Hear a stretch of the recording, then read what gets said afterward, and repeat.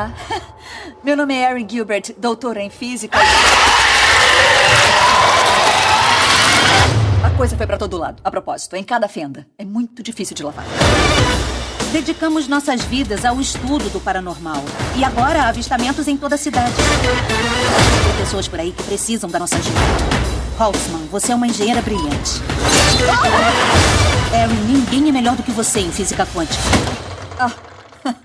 Sempre faço isso. Tô entrando pro clube. Eu conheço Nova York. Tá dentro. Oi, estou aqui pelo emprego de recepcionista. Oi, contratado.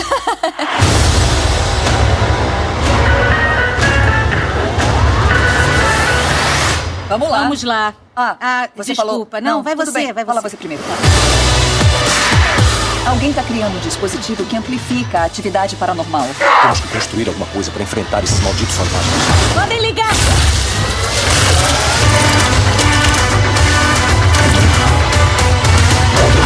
Se você fica com aquele lado que eu fico com o outro. Vamos nessa! Ok, não sei se tem a ver com a cor ou com o fato de ser mulher, mas tô com o humor do cão.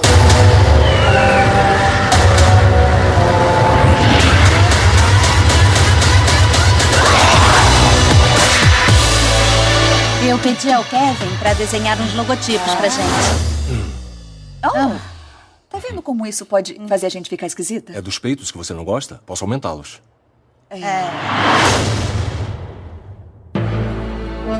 Cinemação, o seu podcast sobre cinema.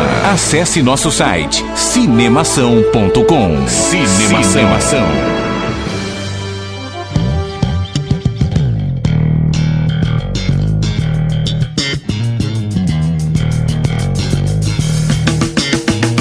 Seja bem-vindo ao podcast Cinemação número 189. Eu sou Rafael Arinelli. E se tem alguma coisa estranha na sua vizinhança, quem você vai chamar? Homem-Aranha? Não! Claro que não. He-Man. Que nem no segundo filme, a criançada. He-Man! Eu sou Daniel Cury e nunca me compare ao prefeito de Tubarão. Aqui é o Henrique Risato e tem tanta personagem feminina foda hoje em dia que daqui a pouco meu quarto vai ter mais boneca do que no quarto das minhas irmãs. Boa, essa foi ótima.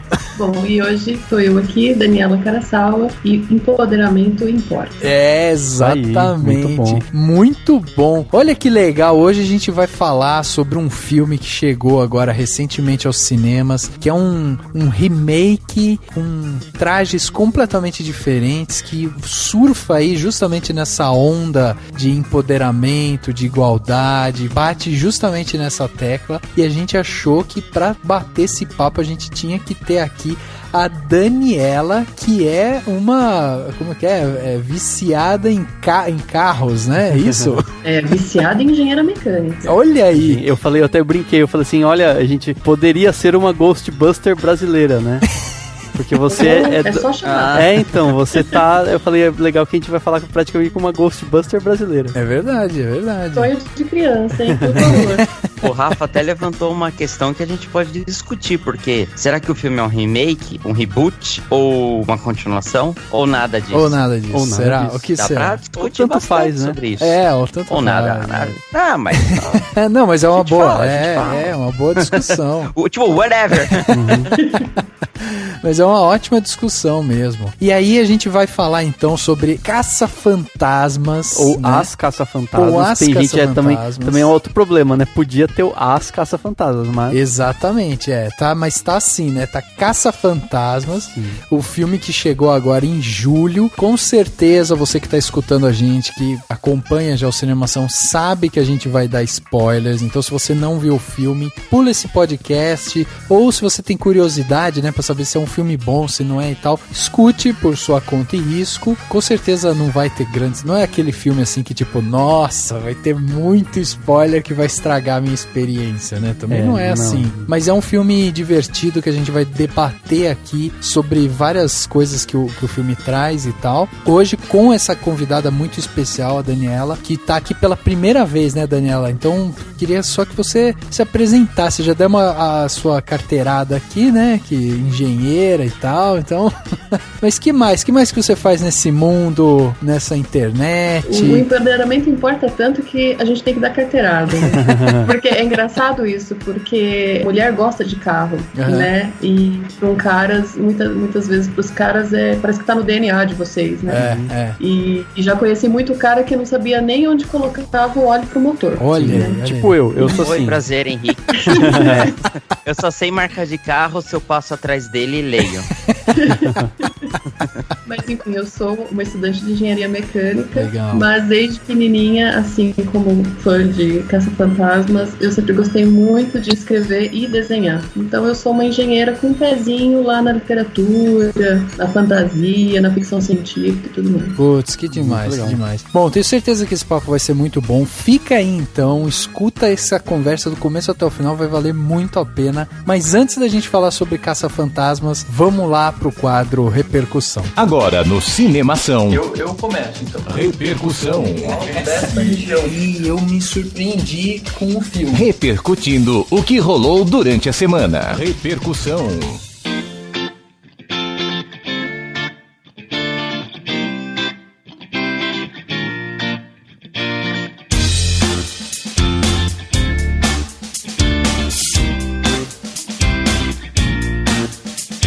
Dani, você já viu fantasmas? Sempre que eu vejo fantasmas, eu falo sussurrando e sai fumaça da minha boca.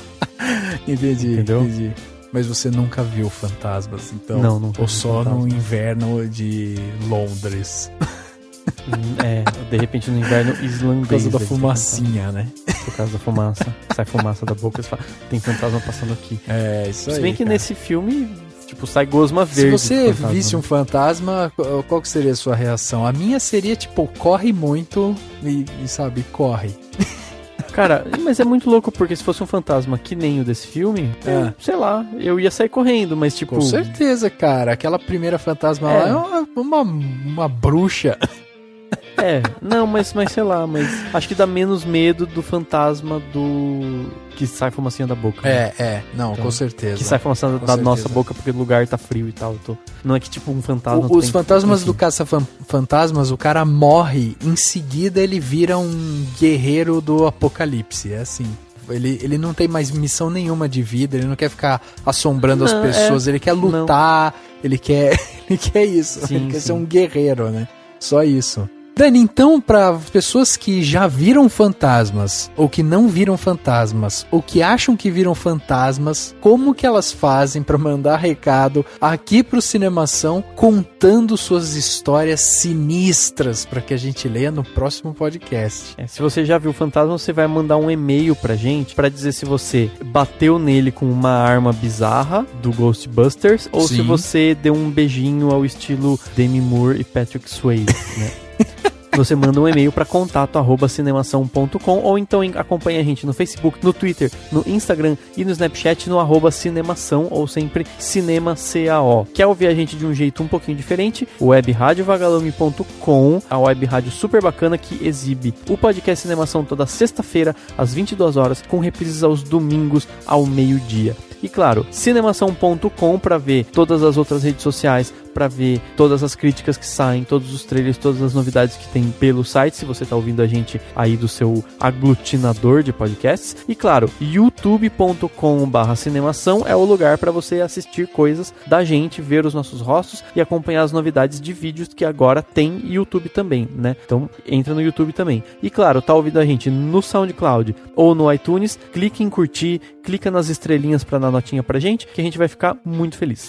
E se você quer ajudar o Cinemação a crescer ainda mais, né, a chegar aos ouvidos e à leitura de mais pessoas, vai lá em patreon.com/cinemação e seja um patrão do Cinemação. Contribuindo com apenas $1 por mês, você passa a fazer parte do nosso grupo secreto no Cinemação e ajuda a gente também a pagar as nossas continhas de todo mês. Para fazer isso, basta você ir lá no patreon.com/cinemação e contribuir, como faz o Diego Lima, o Alberto Marinho Camilo, o Fernando Machado e a Fernanda Siqueira, que ajudam o Cinemação mensalmente, contribuindo aí para o nosso crescimento. E também é importante a gente deixar aqui um aviso, né, que a gente recebe inúmeros pedidos de solicitação lá, né, que as pessoas fazem para entrar no nosso grupo secreto no Facebook. Mas as vagas estão encerradas, né? Exato, esse grupo ele é exclusivo para quem já participou do podcast e para os patrões e para os autores, obviamente, do Cinemação, né? A equipe do Cinemação. Ou seja, se você tá aí, você quer participar do grupo, porque você quer ver as nossas discussões, você quer conversar sobre filme e tal,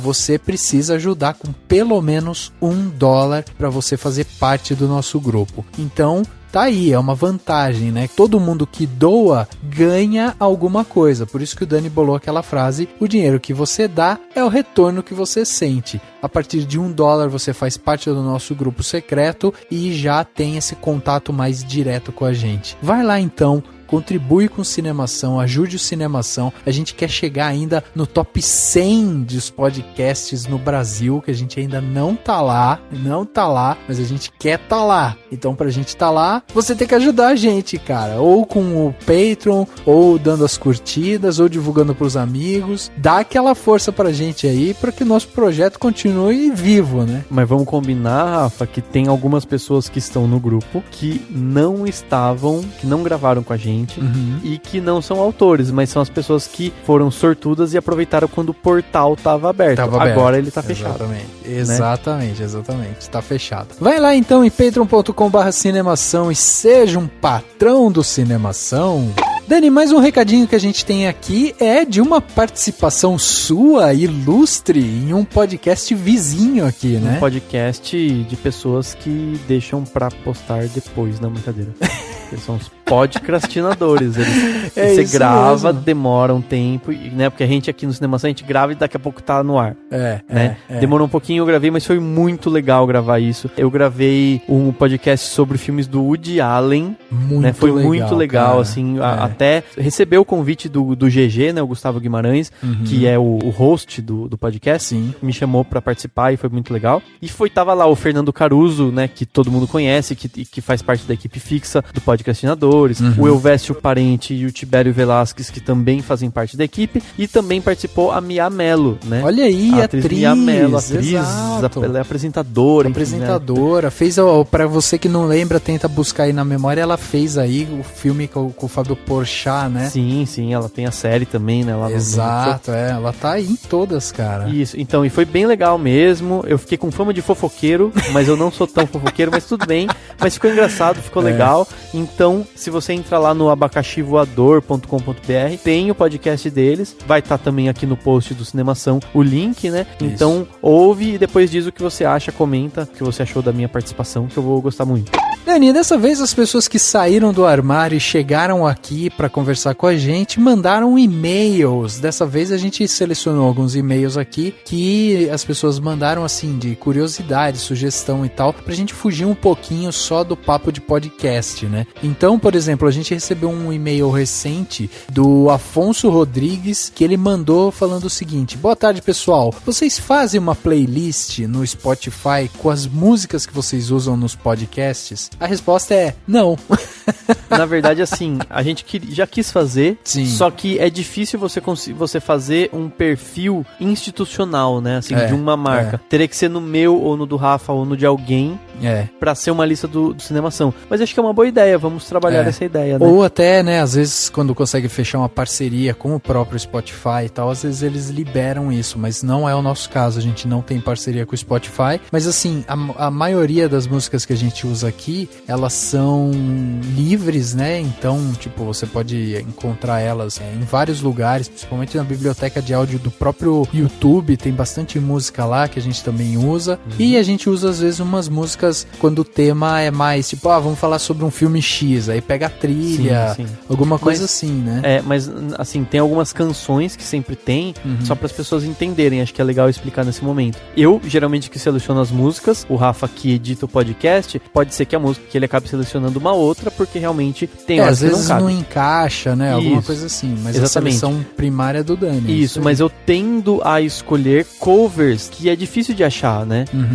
Não vai ter no Spotify, vai ter só no YouTube, que geralmente são pessoas gravando, então você vai ver, justamente para não ficar usando a música, né? A música original, eu uso muito esses covers, essas canções que alguém gravou no YouTube fazendo cover do cantor X ou da banda tal. E aí eu ponho lá, geralmente. Às vezes não, mas enfim. Muito bom, muito bom. Dani, e você? O que você trouxe aí de e-mail pra ler para os nossos ouvintes? Eu tenho um e-mail do Marcos Alencar, que mandou assim pra gente: olá, pessoal do Cinemação, tudo bem com vocês? Tudo bem, Marcos. Enfim, eu já comecei respondendo. Olha como estou animadinho hoje. Isso aí. E o Marcos escreveu o seguinte: como prometido no comentário do episódio 181 sobre X-Men Apocalipse, venho compartilhar uma sugestão de tema com vocês. Antes, gostaria de dizer que essa sugestão está relacionada com uma pesquisa de iniciação científica que realizei durante o período de faculdade. Inclusive, deixarei um link de uma matéria escrita para o Blasting News, onde falo brevemente sobre o assunto. E aí ele mandou o link de filmes nacionais, de um texto que ele escreveu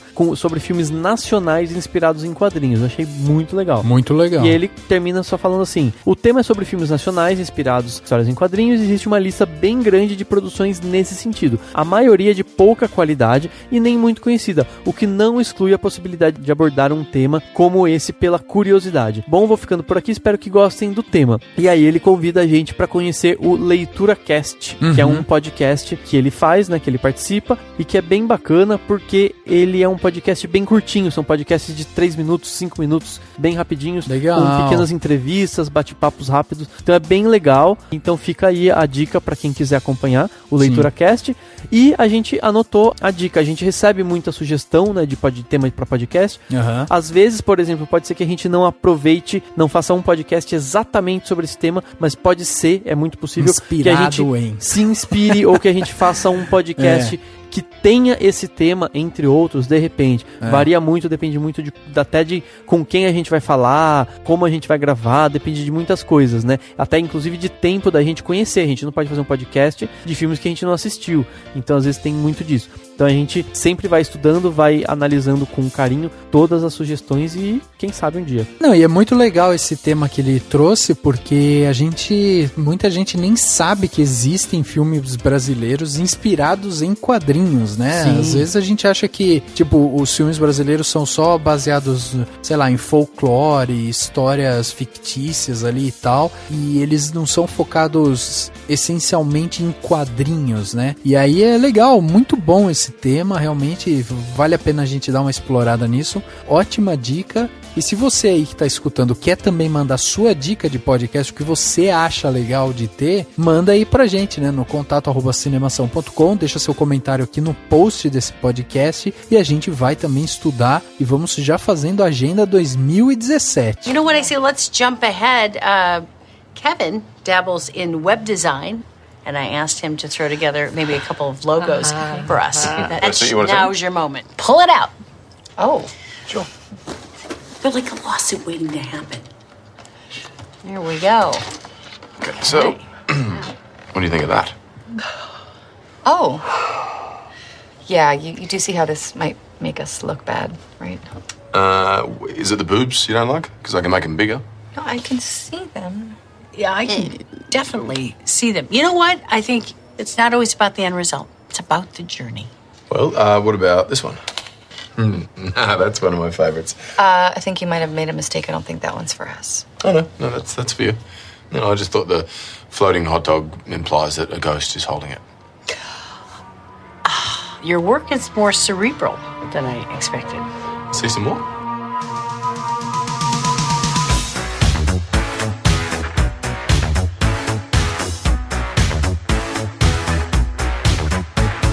Chegamos aos cinemas no dia 14 de julho de 2016, o novo filme Caça-Fantasmas, 27 anos depois de Caça-Fantasmas 2, né, o filme que tinha lá os atores clássicos e tal, que a gente vai passar um pouco por eles aqui também, então não vou nem entrar muito no mérito, mas assim, é um filme que ele volta, né, ele traz de novo essa origem de quem são as Caça-Fantasmas, como que surgiram e tal, e aí ele volta agora em julho de 2016 para nos brindar aí com essa nostalgia, né? E aí foi uma experiência muito interessante rever esse filme 27 anos depois, com um orçamento de 154 milhões de dólares. Quer dizer, se naquela época o Caça-Fantasmas já era considerado um blockbuster, né? Afinal de contas era um filme de fantasmas com efeitos, com Bill Murray, que era tipo o auge da época. Exatamente, e a gente tinha aí, teve continuação, né? Então, quer dizer, tipo, é um filme que ele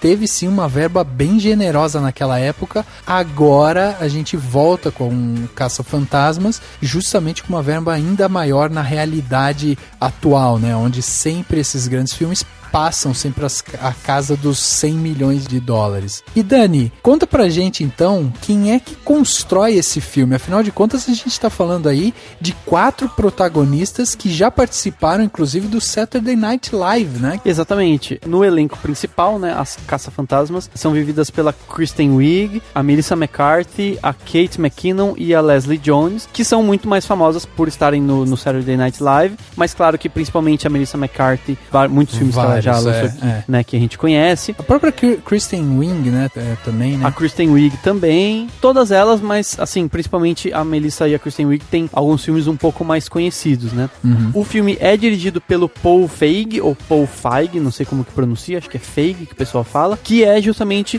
um parceiro da Melissa McCarthy. Ele dirigiu a Missão Madrinha de Casamento, As Bem Armadas, A Espia que Sabia de Menos, que são filmes recentes da Melissa McCarthy, que sempre são comédias e que têm recebido críticas positivas, inclusive, né? Assim, muita gente não gosta, mas tem recebido, de uma forma geral, críticas mais positivas, né? E ele é um cara que tem uma veia muito mais da velocidade das séries, né? Porque ele, até 2010, ainda estava dirigindo muitos episódios de série, de seriado americano e tal. O último que ele dirigiu foi um episódio do The Office, foi justamente em 2010. Depois disso, ele passa pra parte de filmes, aí ele fecha essa parceria e ele vai fazendo esses filmes, inclusive com a Kristen Wiig também. Então ele já tem realmente ele tem um timing um pouquinho diferente, que é uma coisa um pouquinho mais rápida. Você percebe justamente na direção dele, assim, uma coisa mais fechada em termos de cena mesmo, né? Você percebe que as cenas dele são bem fechadinhas, tipo, tem começo, meio e fim a cena. Ela não começa em um lugar e acaba em outro e tal, que é uma coisa bem de diretor de seriado. Sim, sim. Dá pra citar a fotografia do filme também, que é do Robert Yeoman, que é um pouco parceiro do Paul Feig em outros filmes dele, mas também fez a fotografia de filmes bacanas do Wes Anderson, né? Uhum. Que ele fez a fotografia do Grande Hotel Budapeste, do Moonrise Kingdom e alguns outros filmes. No elenco ainda eu acho que vale citar, tem a presença do Charles Dance, que é o Tywin Lannister do Game of Thrones. Que eu não sabia que tava no filme, a hora que eu vi ele, eu... Sim, ele deu uma surtada. Mas ele tem vários filmes que acho que ele aparece meio como personagem, geralmente pra ter aquela imponência, né? Que exige alguma imponência rápida, tipo, não vai ficar muito tempo, mas precisa deixar a pessoa com medo ou fazer isso. Eu já vi ele em outros filmes assim. Também tem o Neil Casey, que é do elenco do Saturday Night Live também, que faz o vilão. E tem o Chris Hemsworth, né? Que também faz parte, que tem um papel bem interessante. Eu achei ele bem engraçado, e né? o Andy Garcia, né? E o Andy Garcia também. Thor. Não, o vulgo Thor é o Chris Hemsworth. Nossa, é que o Dani tá contando o nome sem parar. Eu tenho o Chris Hemsworth, que é o vulgo Thor, e tem o Andy Garcia, Garcia que eu disse que era quem, Dani? O vulgo Torsa. Não, você achou que fosse outra pessoa, eu não vou lembrar agora. O Al Pacino. Al Pacino, ele falou, Al Pacino, que é o Pacino, não tem Al Pacino nenhum. Mas enfim, inclusive eu mandei tirar a lente dos meus óculos pra ver se eu fico bonito que nem o Chris Hemsworth. Talvez tirar a lente dos seus óculos e uma correção de estrabismo. Uma academia, né? Até os olhos para não ouvir isso daí. Então, a gente tem também, né, Dani, o roteiro, né, ele é escrito também por um cara que é um cara jovem também nessa parte, né, não é um cara que tá aí, tipo, há muito tempo. Você tem, na verdade, assim, você tem a mão justamente do Paul Feig, né, trabalhando no roteiro, mas também da Kate Dippold, né, que é uma roteirista que tá há pouco tempo também, trabalhou também com Paul Feig em alguns outros filmes e tal, mas ela é nova ainda nisso. Sim. E basicamente a linha dela é comédia. Sim. E ela é da série Parks and Recreation, que é uma série da Amy Poehler, e que tem tudo a ver com a questão da valorização do feminino, da valorização da mulher e tudo mais. Eu acho que provavelmente tô imaginando aqui, mas imagino que ela tenha sido a responsável por colocar referências um pouco mais diretas que o filme tem a essa questão, né? Tem alguns momentos que dá a impressão que fizeram depois que foi criada todo aquele bando de idiota reclamando que vai ter mulher no Caça-Fantasmas, teve aquilo. Então, às vezes dá essa impressão porque parece que ele tá cutucando a ferida, mas eu imagino também que pode ter sido, antes disso mesmo, eles já tenham feito isso com esse objetivo, né? E muito provavelmente tem aí a mão da Kate Dippold.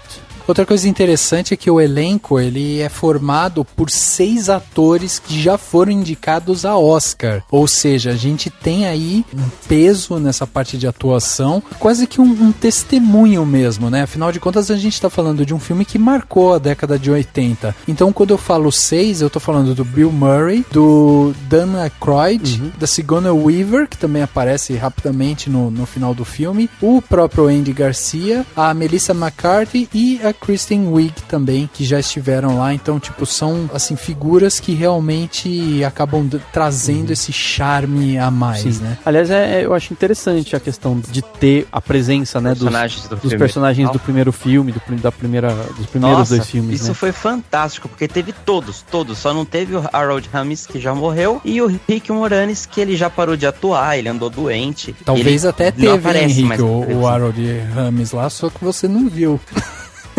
Ele pode ter até tomado um tiro das meninas na hora que elas estavam lutando, né? De repente. Mas eu achei que ficou bem legal, assim, porque é uma forma de acenar pro filme, mas em nenhum momento, assim, quem não sabe quem é uma criança, sei lá, que não sabe quem são os atores do filme anterior, não vai fazer diferença e ainda vão se divertir. Você homenageia sem homenagear, né? Uma coisa bem discreta. Sim, mas eu acredito que, pelo menos na sessão que eu fui, tinha muita pessoal, assim, mais velho também, né? Muita galera que foi pela nostalgia, pela curiosidade. Sem dúvida, sem dúvida. De ver mesmo a reação dos mais velhos, pelo menos na sala que eu tava, foi muito legal de ver, assim, todo mundo, pelo menos os mais velhos, comemorando a aparição dos atores consagrados e tal. Exato. Você sente um suspiro, eu ficava, né, com minha namorada, namorada, tipo, esse cara é tal, não acredito, essa daí, tipo, ó, a hora que aparece a Sigourney Weaver, eu, nossa, tipo, no finzinho do filme. Dá pra gente ir falando durante o podcast de todos, assim, que foram aparecendo, que todos foram interessantes, assim, as cenas. Eu achei que podia ser qualquer ator, mas ser o ator dos filmes originais deu um charme, assim, a mais. Sim, com certeza. E a Sigourney Weaver ainda tem uma coisa bacana, que como ela tá no Procurando Dory, dá pra fazer um link engraçado até, né? Sim. Com a questão da Dory, que é minha amiga, né? É verdade. É verdade. Ficou engraçado. Quem que a Sigourney Weaver no Procurando Dory? Você viu dublado, na versão dublada é a Marília Gabriela, né, que fala. Não, eu nem assisti, eu não assisti. Tá, que animal que ela faz? Não é, é que assim, tem uma narradora do parque no Procurando Dory, que na versão dublada, ela fala assim, olá, eu sou a Marília Gabriela, e tal. Então ela fala como se fosse a Marília Gabriela, e depois, na versão dublada, a Dory fala assim, minha amiga Marília Gabriela. Na versão americana, né, na original, é a Sigourney Weaver, e ela fala, olá, eu sou a Sigourney Weaver, né? Então entendi. Tem essa brincadeira, assim, e realmente fica tipo uma, sabe, voz de alto-falante, assim, de, sei lá, de shopping, de supermercado. É a mesma coisa, só que ela se intitula, né? Ah, eu sou a Marília Gabriela, eu sou a Sigourney Weaver, é isso, entendeu? E outra, a Sigourney Weaver ainda tem o charme de que ela foi a primeira personagem feminina forte de filme de ação, de terror. Tipo, ela é a protagonista do Alien. E foi poucos anos antes de sair o primeiro Caça-Fantasma. Exato. Antes dela ser amiga da Glória, ela era minha amiga, claro.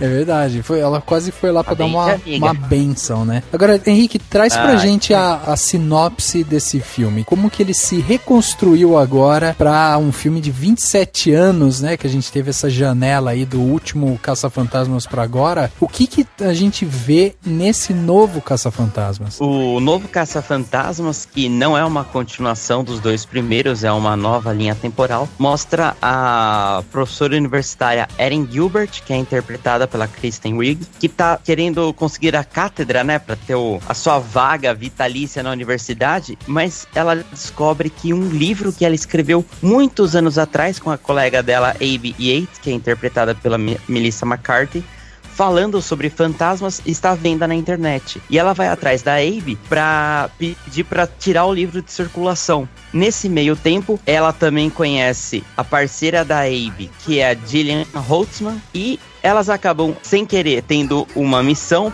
acabam descobrindo a existência real dos fantasmas e abrem a agência das Caça-Fantasmas. E a primeira cliente é a Pat Tolan, que é interpretada pela Leslie Jones, e forma a nova equipe. Perfeito, exatamente. Então, aí a gente já tem, né, a primeira assinatura realmente do filme, que é justamente essa vontade deles de se reinventar. E eu acho que talvez isso tenha acontecido até de uma forma torta e até acertada, porque originalmente o que estava sendo especulado é que os Caça-Fantasmas voltariam, ele seria tipo um Caça-Fantasmas 3, com todos os atores originais e tal, né, para que eles pudessem mostrar o que aconteceu com aquele quarteto que enfrentou tantos problemas e tal, e a ideia se passaria justamente captando a essência dos personagens antigos e que eles tivessem uma continuação. Porém, no meio desse projeto, quando começou a se desenhar esse projeto, o Harold Ramis faleceu, né, e aí perderam um dos personagens, que era um dos personagens ícones, né, do Caça-Fantasmas. Ele era assim tão legal quanto a Holtzman é nesse daí, que ela é a minha preferida, né, a loirinha, e ele era o loiro da equipe antiga, né? Exato, exatamente. Ele tinha umas tiradas, né, muito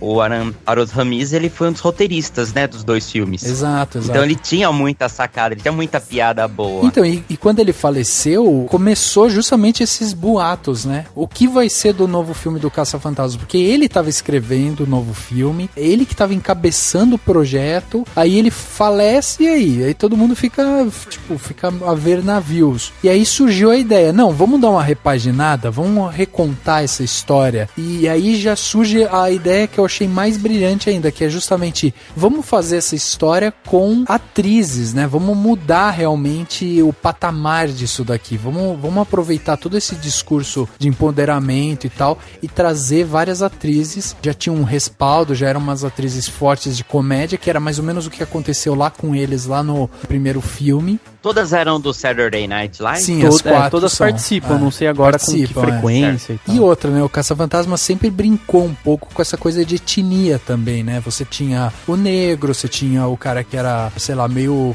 uma descendência meio russa, você tinha o cara que era o nerd, você tinha o cara que era o galanzinho e tal. Então, eles sempre brincaram com esses estereótipos, né? Sempre teve um pouco disso. Então, assim, a ideia de transferir isso foi muito interessante. E acho que até de evoluir, por exemplo, a gente tava falando da Sigourney Weaver, e aí a Dani pode até me completar o que eu vou comentar, mas assim, a Sigourney Weaver, de certa forma, nesse filme, ela reaparece quase até como uma espécie de correção, de uma certa forma, porque no filme de 84 ela é a dama em apuros, né? Então ela tem esse papel que hoje não é uma boa ideia de se ter, né? Por mais que ainda existe alguns filmes, muitos filmes que mostram isso, o objetivo é que isso seja mudado, né?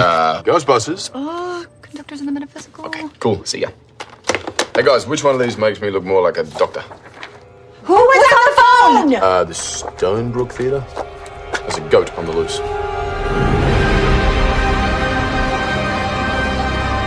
Eu revi o filme recentemente, fazia muito tempo que eu não via, e tem uns momentos bem machistas, assim, sabe? Tem um negócio lá que logo no começo é o Bill Murray chavecando uma menina como se estivesse fazendo um teste de choque e ele nunca dá choque nela. Então, assim, é um negócio que você fala, realmente é evoluir, né? Melhorar em relação a é machista, mas ele compunha o cenário da época, né? Porque a gente tá falando de um filme dos anos 80. É, né? sim. Hoje a gente se incomoda, porque a gente tem uma outra visão já do como é certo e como é errado o tratamento. Mas pra época da década de 80, aquilo era comum. Claro, claro. Não que as mulheres não se sentissem incomodadas, mas tava enraizado já na sociedade, fazia parte. Você pega um outro filme com o Bill Murray como exemplo, Feitiço do Tempo, também, ele fica dando em cima lá da outra mocinha, daí ele pega uma, pega outra, era bem assim, ele é aquele canastrão, sim, sabe, assim, ele talvez não é um cara bonito, mas era galanteador, entendeu? Eu acho que funciona a questão da aparição agora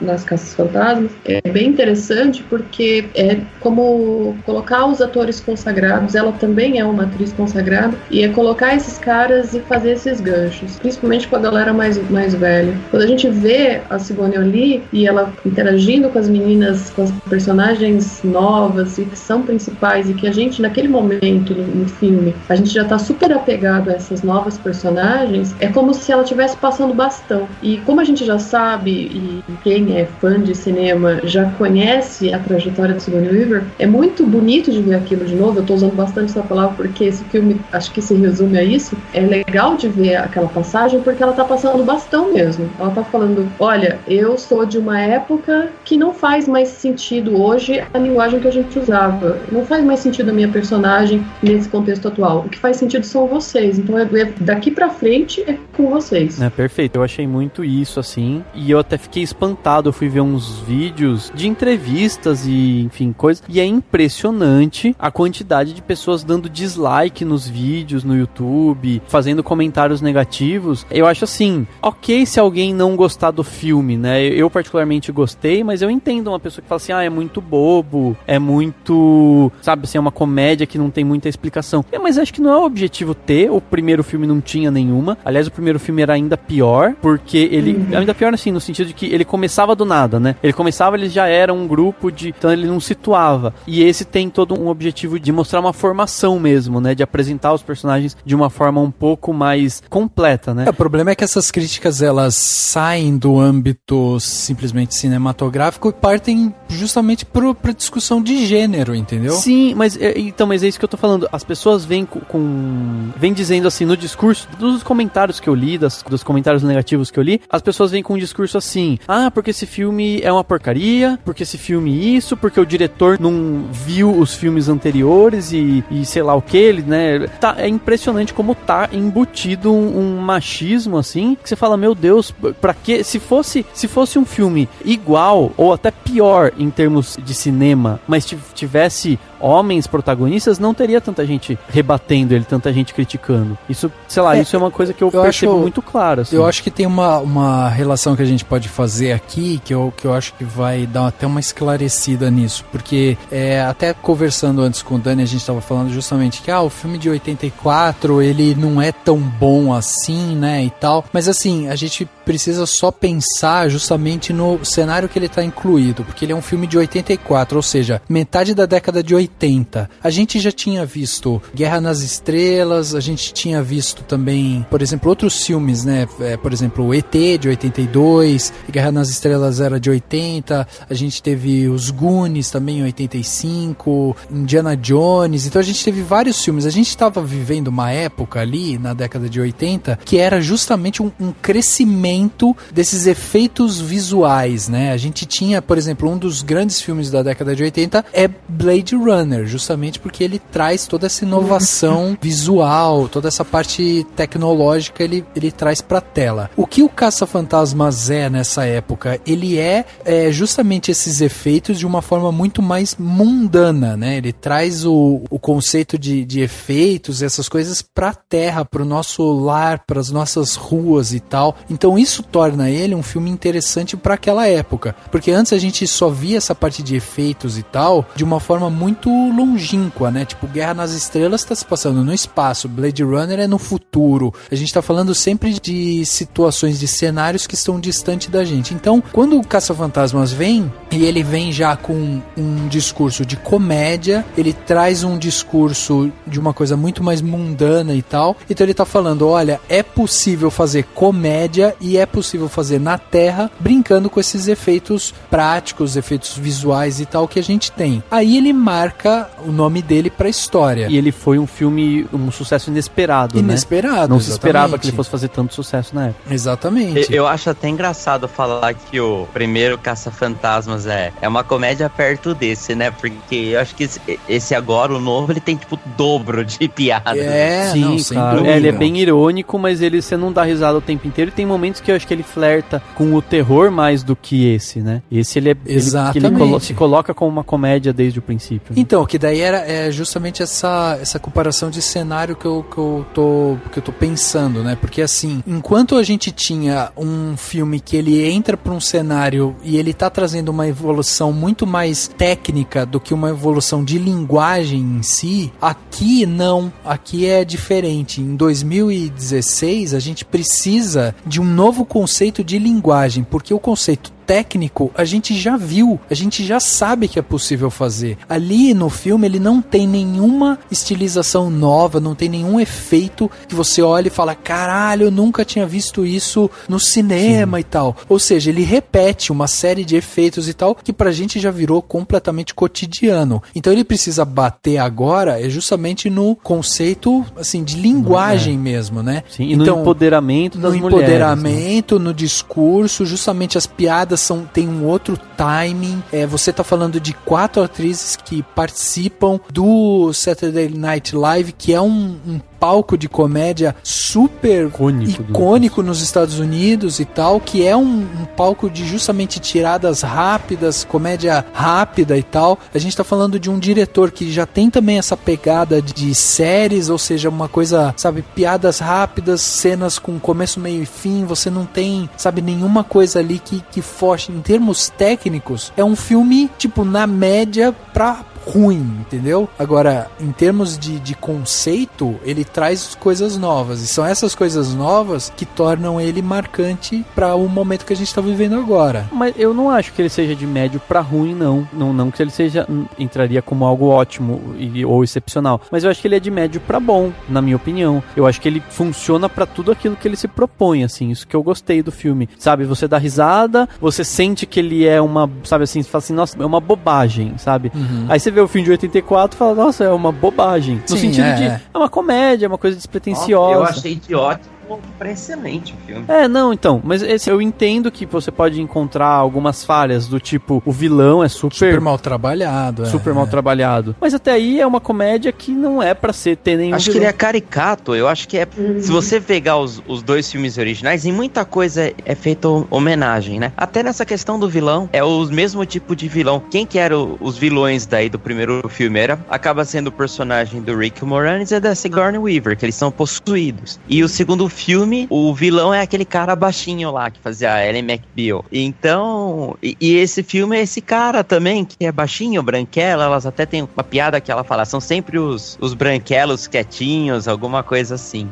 Então, tudo tem um motivo, assim, você vai encontrando maneiras de encaixar como referências nos outros filmes. Então, Henrique, mas aí tem uma coisa que eu acho que a gente tem que tomar cuidado, daí eu não sei se vocês vão concordar comigo, que é analisar essa obra pela ótica que ela se propõe. Porque assim, nem todo mundo que vai ver esse filme vai ter o background de que, nossa, ele tá fazendo homenagem ao filme antigo, ele tá pegando, sabe, elementos do filme antigo e tal. Eu acho que justamente a grande questão dele é ele fazer a homenagem sem prestar a homenagem, né? Ele ser tão sutil nisso que ele acaba não sendo melancólico, ele não é nostálgico, sabe? Pra quem viu os outros filmes e aí vai assistir esse, você você pega e fala, caralho, olha o carro, olha o símbolo, né, a marca, olha os atores e tal. Você vai vendo uma série de elementos ali que, tipo, aquilo ali vai te trazendo um frescor novo, te traz, né, uma riqueza, uma experiência diferente. Agora, sim, ele ainda faz um negócio que não... Ele explica, né, porquê do logo, porquê do carro. O filme de 84 não explica, né? Não explica, mas não é assim, que ele explica porque ele menospreza a inteligência do espectador, por exemplo. Ele explica porque faz parte da piada, entendeu? Que nem do logo tá o cara fazendo a pichação lá, o grafite, né? O do carro, pô, foi puta sacada engraçada, que era o do tio lá da Pat. E daí eu já comecei a imaginar, quando só faltava mostrar o Ernie Hudson, eu falei, puta, quer ver que o Ernie Hudson vai ser o tio dela? Daí dito e feito. Então tudo assim teve um motivo, né? Exato, exatamente. A gente tá falando aqui do carro, daí eu queria saber justamente da Daniela. O carro, e aí? Já pode dar spoiler ou não? Lógico, o tempo todo. O carro foi muito interessante, esse que o Henrique colocou, né? A contextualização que eles fizeram dos elementos foi bem bacana. E até a questão do grafite é muito legal, porque existe a discussão com aquele artista e ele faz o símbolo de proibido justamente porque estão criticando os grafites dele, né? Então não é nem proposital, a contextualização é em cima de outra coisa, né? Aquilo foi muito bacana. É aquilo de novo, pra quem tinha o background meio que já entendia o que ia aparecer ali, mas pros novos espectadores foi uma grande surpresa e pode ser que essa sacada tenha funcionado sim muito bem pra esse pessoal também. O carro é muito interessante porque resgata isso, né? Não tinha nesse momento como trocar o modelo, mexer naquele objeto, aquilo tinha que ser daquela forma e foi muito bacana. Como menina, como fã da franquia, foi maravilhoso ver uma mulher dirigindo aquele carro, ainda uma engenheira ainda dirigindo aquele carro. E é muito interessante, elas utilizam o carro e achei também o peso da utilização bem bacana, porque ele foi utilizado e subutilizado em alguns momentos durante a franquia toda. E no final, o carro ele é descartado. Pra mim foi chocante, porque quando elas perdem o carro, não vou aumentar o spoiler, elas vão perder esse carro para algumas outras coisas, e aí no final, quando ele é realmente descartado, tudo bem, deu para entender que a Cadillac, que é a montadora, né, que é a dona do carro, provavelmente ela não quer ser vista, isso é muito interessante, porque provavelmente ela não quer ser vista como os modelos da década de 50, que quando você fala Cadillac, a maior parte das vezes você pensa nesses carros antigos, é verdade, naqueles carros de cabos de peixe, aquelas coisas da década de 50. É verdade. Então, quando bem cara de rabecão. Cara de rabecão, né? Carro de funerária mesmo. E quando ele vai embora, eu saí do cinema falando do carro. Porque foi traumático aquilo, sinceramente. Mas eu tenho essa ideia, assim, da Cadillac trazer os modelos atuais dela, que são maravilhosos, modernizar, nesse sentido também, a franquia. Inclusive porque o último discurso, né, Daniela, de a prefeitura, né, o governo chegando lá e falando, o que vocês precisarem agora a gente vai dar. Quer dizer, tipo, o próximo carro, o carro que vocês quiserem, entendeu? Sim, e aí vai ser aquele efeito Transformers, aquele efeito Bumblebee, tem alguma coisa fantástica. Quem tiver interesse, entra no site da Cadillac. Não sou da empresa, tá? Não estou fazendo jabá pra ninguém. Mas entrem lá e vejam o que tem, o que pode ser dado no próximo filme. Eu tô muito curiosa, sinceramente tô muito curiosa. Eu acho que vem carro, eu acho que vem moto, eu acho que vem uma série de coisas para as meninas, já olhando um pouco os equipamentos que elas inventaram, as coisas que surgiram durante esse filme, que foram fantásticas, e eu acho que vem muita coisa boa por aí nos carros e nos equipamentos dela. Até a hora que o Kevin, né, que é o personagem do Chris Hemsworth, antes dele ser possuído, ele aparece com uma moto, né? Justamente. É verdade, é verdade. Justamente. E ele tava fazendo aquela moto, né? Ele ia usar aquela moto com as meninas. Isso, é verdade, é verdade. Vou pegar esse gancho que o Daniela trouxe pra gente, de falar que viu, né, a mulher dirigindo, que aquilo ali foi uma coisa emocionante e tal. Eu queria fazer um convite para quem tá escutando. A gente colocou na nossa página do Facebook um tempo atrás um depoimento da Leslie Jones, que é a atriz que faz, né, a Patty Tolan no filme agora, e ela tá dando uma entrevista falando diretamente com a Whoopi Goldberg, né, que putz, eu adoro o Whoopi desde Nossa, maravilhoso. Exato. E aí o depoimento ele passa justamente pela apresentadora falando: Leslie, eu fiquei sabendo que você é uma grande fã da Whoopi e tal. Por quê? Você pode contar, falar, né, e tal. E ela começa a falar que quando ela era pequena e ela viu a Whoopi na televisão, ela começou a gritar e começou a ficar muito feliz e chamar o pai dela e tal, porque ela falou: olha, pai, tem uma mulher ali que é igual a mim, e agora eu sei que eu posso também ser como ela na TV, né? Eu posso aparecer na TV, porque eu só via mulher loira, eu só via mulher branca, eu só via isso. Agora não, eu tô vendo que eu posso. Quando via mulher. Quando via. E aí ela se viu representada ali. Então a gente até colocou no nosso Facebook do Cinemação pra dizer justamente isso. Falar, ó, você aí que escuta, que às vezes pega e fala, é uma bobagem esse negócio de representatividade, não sei o que e tal. É justamente de um depoimento desse, como a Leslie falou, e agora como a Daniela vindo falar, justamente de ver uma mulher dirigindo um carro tão clássico, tão icônico dos Caça-Fantasmas. Isso é representatividade, isso mostra, ele só dá o ar de possibilidade, entendeu? Que antes nem existia isso. Então só isso já é uma coisa muito especial, entendeu? E eu digo mais ainda, colocar um sex symbol como o Chris Hemsworth lá, como um secretário imbecil, entendeu? É genial, cara. Isso daí foi bem aquela coisa do que era o estereótipo lá da, entre aspas, né, loira burra, que era muito vistinha lá, a mulher que tava lá só porque era gostosa. É basicamente o que elas fizeram com ele. Ele basicamente tá lá porque ele é bonitão. E daí a personagem lá da Erin, ela fica doida por ele. E as cenas são ótimas, né? E como é uma comédia, ele extrapola o absurdo, entendeu? Do ser burro, né? Exato. Então isso que ficou mais engraçado, assim, que tipo, não importa o que ele fizesse, ela ainda tava maravilhada, tipo, olha, você viu o jeito dele, tipo... Isso é muito, uma sacada muito legal, uma inversão, né? Primeiro, assim, eu achei que ficou muito boa as cenas de humor, porque eu achei que ele foi muito bem, o Chris Hemsworth fez cenas de humor que a gente não tá acostumado a ver, né? Mas eu também vi no vilão também uma espécie, também uma crítica, né? Porque uma crítica ao machismo, etc. Porque, querendo ou não, ele é um pouco do perfil do cara, sabe assim, que é misógino, que, sabe, que é meio, que se sente excluído, sabe assim, e elas comentam isso, né, é o cara que, não lembro agora, mas elas citam isso. E eu acho que isso também é uma certa crítica, né, colocando esse perfil como um vilão, no sentido de que, sabe assim, de que ele, nessa vilania passa essa misoginia também, essa coisa de, não sei como que vocês enxergam isso. Dani, só complementando o seu gancho, que é sensacional, o personagem do Neil Casey, que é o Rowan, né, ele é o vilão e a vilania dele tá toda baseada, a criação dele tá toda baseada no livro das meninas, da Abby e da Erin. Isso. Tanto que no final a Erin começa a fazer as ligações porque ela percebe que aquele equipamento que elas estão vendo, tudo aquilo, tem base no livro, tem base nas pesquisas delas. Então, sim, pode ser uma crítica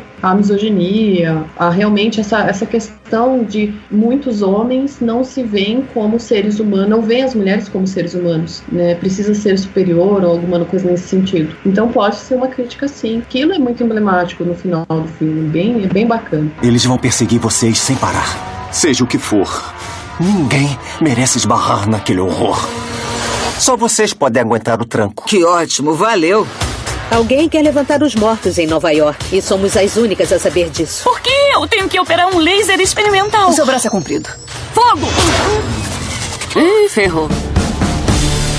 Que é uma crítica que muita gente fez e que eu acho que vale a pena a gente comentar aqui no podcast, que é a questão de a única personagem negra das Caça-Fantasmas não é uma engenheira, não é uma cientista, ela trabalha no metrô. E tem muita gente criticando isso, né? Os próprios produtores do filme meio que colocaram panos quentes, a própria Leslie Jones falou que não via problemas, etc. Mas eu acho que, assim, isso poderia ter sido evitado, eu né? Também não sei acho. O que vocês acham, como que vocês veem isso. Eu digo mais, eu acho que talvez o personagem dela seja o mais estereotipado também, porque ela é aquela negona que, chega lá e fala alto, sabe, que ela tem todo o estereótipo ali que, sabe, que você foca muito nisso mesmo, de tipo, ela é a personagem negra que trabalha no metrô, que é desbocada, que é, sabe, assim, Eu acho que realmente eles poderiam ter contornado isso de uma outra forma. Eu visualizei isso como no outro filme também, nos filmes antigos, que o Winston, o Ernie Hudson, ele aparece também depois. Primeiramente eram os 3 caça-fantasmas, que eram os 3 cientistas, que eram o Venkman, o Raymond e o Egon.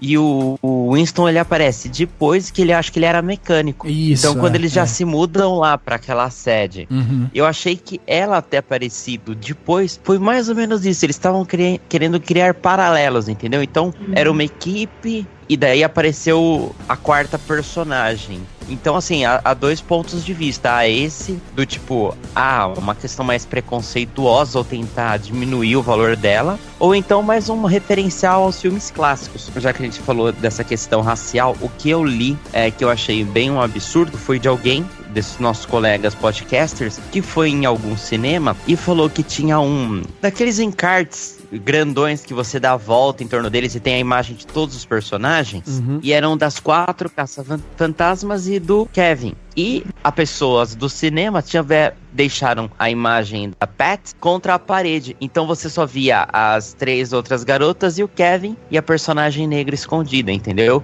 Isso sim, mas talvez seja da rede de cinema ou do gerente daquele cinema específico. Isso sim, eu acho que foi uma atitude bem preconceituosa e que acaba tentando diminuir a importância do personagem, né? E não tem o mínimo conhecimento. Porque, porra, dos 5 lá nesse cartaz, quem devia estar então contra a parede, se não tinha um espaço físico, era o Kevin, porque são as caça-fantasmas, as 4 são importantes. Mas assim, ó, em termos de publicidade, né, o que o filme fez com peças publicitárias e tal, você vê ali uma coisa bem igual, assim, todas as peças, todos os cartazes e tal, eu achei que tá tudo ok. É realmente uma questão de sensibilidade de quem tá distribuindo, né? Eu acho até que, aí a gente vou até pincelar aqui o podcast que a gente fez da biografia do Brad Pitt, né? Que a gente falou até que o Brad Pitt, ele é o cara bonito, ele é o cara produtor, ele é o cara que tem um nome, então ele precisa estar nos cartazes, mesmo que a participação dele seja pífia ou seja mínima. E aqui é a mesma coisa, assim, tipo, o personagem do Chris Hemsworth não precisa estar nos cartazes, ele não precisa aparecer, mas ele é famoso, ele é o Thor, né? Ele é o Thor, cara, ele é o cara que, sabe, que chama as pessoas pro cinema e tal, então assim, ele tem que estar lá,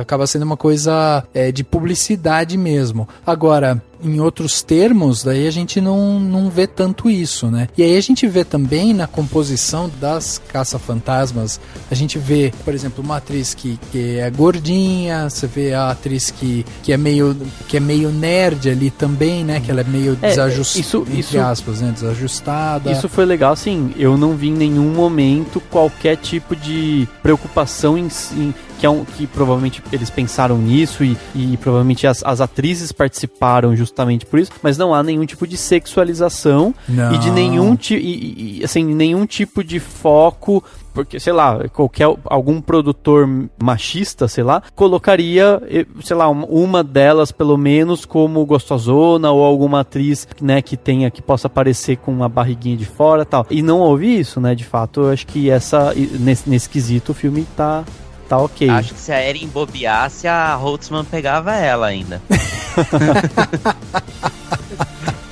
Pensei isso desde a primeira cena que ela dá uma olhada. Eu falei, Holtzman. Melhor personagem toda. Não, e aí tá uma grande felicidade por parte do diretor, que como ele já trabalhou tanto com a Kristen Wiig quanto com a Melissa McCarthy, né? Então ele sabe também dosar bem o humor das duas. E é óbvio que você assistindo o filme, você percebe que o foco da comédia tá em cima das duas, né? As duas carregam muito das piadas. Mas a Leslie rouba a cena, né? Eu achei. Eu ainda acho que o personagem da Kate McKinnon, eu acho ela rouba mais a cena do que da Leslie, viu? Eu gostei bastante da Leslie. Achei sim a força dela muito grande e muito realmente pelo talento, pela força de interpretação da Leslie.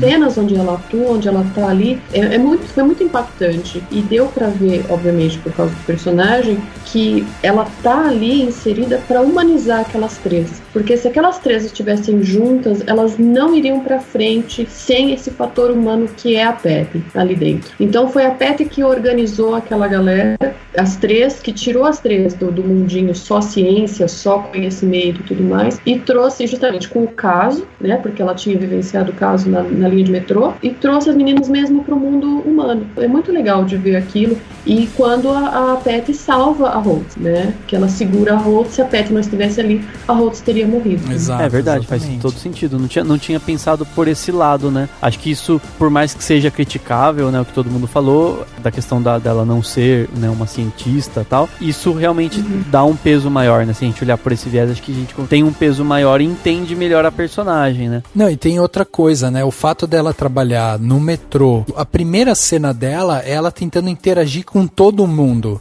Então isso, inclusive, justifica como ela consegue se entrosar rápido com as três meninas cientistas que estão ali, né? Porque ela já era uma pessoa dada, já era uma pessoa que puxava papo, que queria fazer amizade, que estava ali querendo saber e tal. Então, sim, que se preocupa, realmente se preocupa com as outras pessoas. Aproveitando, né, isso que vocês falaram, ela sempre quis ser ouvida. Ela precisava de uma oportunidade para aquilo acontecer. Então, ela é o fator humano dessa equipe, mas ao mesmo tempo, as outras três cientistas deram oportunidade de fala para ela, deram lugar de fala para ela, e isso é muito importante. Isso tem a ver com a roteirista, isso tem a ver com as atrizes trabalhando em conjunto com a produção. Exato.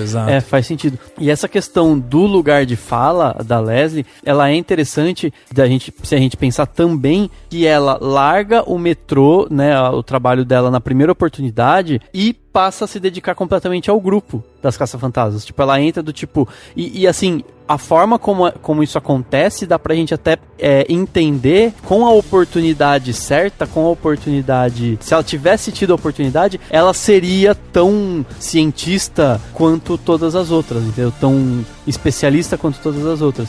E daí ela meio que agarra essa oportunidade e sai do trabalho dela. Então, isso é interessante também de pensar na trama do filme pra endossar essa visão, né? Assim. Tem uma coisa interessante também que do que a gente tá falando aqui, é que eu não sei se vocês concordam com isso também, mas assim, a gente tem justamente essa figura mais humanizada por parte da Patty, né, que é a Leslie Jones. A gente tem essa nerd que ela vende muito bem esse papel de que ela é estudiosa, que ela é a inventora ali e tal, né, que é a Gillian, que a gente já falou aqui dela, né, que ela é essa figura desajeitada e tal, mas que ali ela se sente em casa, ela se sente à vontade e tal. E aí a gente tem as duas atrizes que teriam mais renome, né, tanto a Melissa McCarthy quanto a Kristen Wiig, que eu acho que elas fazem papéis muito parelhos. Eu acho que isso é meio que correlacionado, inclusive, com o nome das atrizes, mas assim, tem uma coisa que me incomoda. Enquanto a Melissa McCarthy, ela consegue me vender a ideia de que ela é sim uma pessoa, uma pesquisadora e tal, a Kristen Wiig, ela não me passou muito isso, sabe? A personagem da Erin, ela tem esse discurso de ser especializada, de estudar física e tal. Eu achei que deram pouco tempo de tela para ela, para que ela pudesse mostrar efetivamente os conhecimentos dela, sabe? Parece que ela é só teórica mesmo, teórica, né? Não põe a mão na massa, assim. E às vezes dá a sensação até de ela tá ali meio que por acaso, assim, e nem saber direito o que ela tá fazendo, sabe? Porque as sacadas, assim, de, como que a gente vai prender o fantasma? A Gillian traz. O entusiasmo de ir atrás dos fantasmas, a Abby traz. A parte humanitária ali, a Patty traz. E a Erin traz o quê, entendeu? A Erin, ela é o quê? Ela escreveu o livro, mas e aí, entendeu? Mas ela é o fio condutor do começo, né? Assim, pelo menos. Mas é uma coisa meio arrastada, mas eu acho que é por conta dela que a equipe se forma, porque ela vai pra universidade, pro lugar onde a Melissa McCarthy tava e meio que arrasta, mesmo que não querendo. Cara, não, mas ela só é condutora de uma informação. Ela vai contar que procuraram ela pra contar de um fantasma, porque quem junta todo mundo é a Abby, cara. A Abby pega pela mão a Gillian e fala, vamos lá que a gente vai por trás do negócio e tal, que as duas já são colegas e tal. Mas foi esse o primeiro caso que começou tudo, né? Porque antes elas estavam na teoria. Talvez se elas não tivessem ouvido a Erin, elas não teriam ido lá naquela casa mal assombrada por aquele espírito. E, tipo, ia dar a bosta no final do filme, lá de soltar os fantasmas e todos iam se ferrar. Então ela foi importante exatamente isso. Ela deu o pontapé inicial pra investigação. Daí, tudo bem, a Holtzman, ela ia conseguir fazer os equipamentos. Mas foi a prática, ela vê a necessidade que ela foi criando. Tanto é que no final, porra, tô doido pra que saia um jogo de videogame das caça-fantasmas. Porque a hora que elas vão tirando outras armas dela, esqueci que eu tinha criado essas duas. Aí tira 2 pistolas, lambe e me começa a tirar. Meu, sensacional aquela cena. Então, isso eu acho ótimo, mas você não acha que aí tá a assinatura da Holtzman? Você não acha que aí tá a assinatura da Abby, tipo, indo atrás? A assinatura da Erin tá onde, entendeu? Por isso que eu acho assim, que ela acaba sendo importante, ok, por trazer o primeiro caso, mas depois, ao decorrer do filme, ela vai perdendo importância.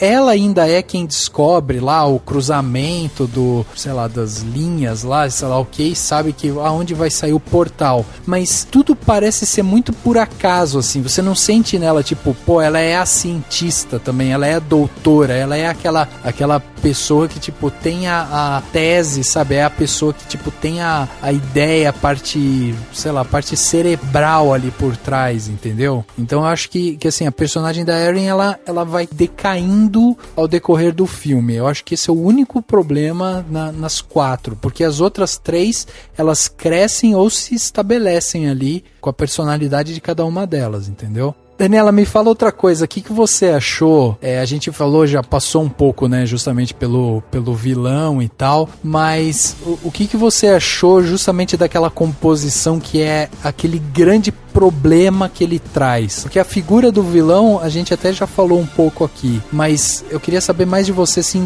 da situação, sabe? Você achou que foi uma coisa exagerada, ou você acha que aquilo ali tá dentro do contexto das caça-fantasmas? Sim, eu acho que tá dentro do contexto do filme e tá dentro do contexto para essa geração mais nova, para quem eles estão querendo abarcar nesse momento. Eles não estão falando mais com a galera de 30 anos, eles estão falando com a galera que eles querem mesmo. Me incomodou bastante, assim, fiquei bastante assustada com algumas coisas que saíram da boca do personagem, mas eu entendi que não estavam falando mais comigo, que estavam falando com essa geração mais nova, e eu acho que funciona muito bem, impacta muito bem. Você lembra o quê, para dar um exemplo? As respostas que ele deu, principalmente pra funcionária do hotel, que é um ícone também, né, da franquia. Ela era a secretária deles, né? Isso mesmo. E no final, principalmente, que a gente já tinha falado sobre isso, quando a Erin tá com o livro, ela passa as páginas e tem várias caricaturas, vários desenhos dele. Então, aquilo foi bem forte também, porque é o que a gente vê e é o que aconteceu com a Leslie, fazendo um paralelo com a nossa vida real, é o que aconteceu com a Leslie Jones nos últimos dias no Twitter, né? Onde os misóginos, os caras ruins, muito ruins da internet, começaram a fazer imagens, vídeos com ela, com outros, tudo mais. Então, ver aquelas páginas desenhadas por personagem, a Erin virando aquilo tudo e aumentando a velocidade na hora que ela vira aquelas páginas, que mostra o pânico que ela tá ali descobrindo tudo aquilo e a raiva daquele personagem, é muito do que acontece na vida real, né? Então, a mensagem foi bastante impactante. E aquele ator é fantástico, o Neil é fantástico. Realmente. Você vê que ele é o cara que no filme ele faz um portal pra sair fantasmas, mas na vida real é o cara que vai dar tiro de metralhadora na universidade, né?